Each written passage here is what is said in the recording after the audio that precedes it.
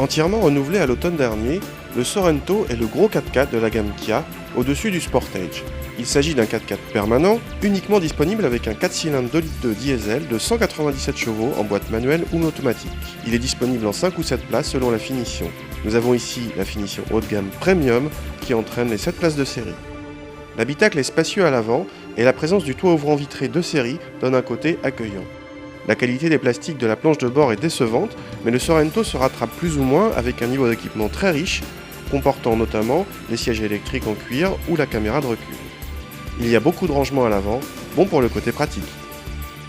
Le Sorento réserve une bonne surprise avec son moteur, globalement très discret et doté d'une belle souplesse. Agréable dans l'ensemble, il n'est pas pour autant dynamique. La caisse n'est pas bien maintenue sur les petites déformations, mais le roulis est contenu lorsque vous brusquez l'engin. Le niveau sonore est correct, mais les distances de freinage sont beaucoup trop longues.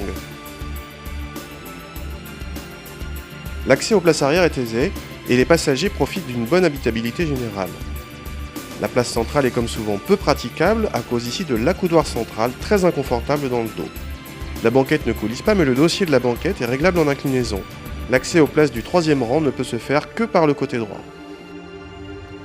Les sièges de la troisième rangée sont escamotables dans le plancher et se manipulent très facilement. Ils sont relativement confortables, une fois n'est pas coutume, mais leurs passagers manqueront de place. Pour des enfants, en revanche, c'est une place de choix, surtout qu'ils disposent de leur propre ventilation.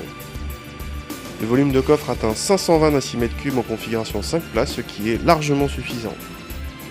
En tant que rival des BMW X3 et autres Audi Q5, ce Kia Sorento a pour lui un tarif très sage, un équipement fourni et une belle habitabilité.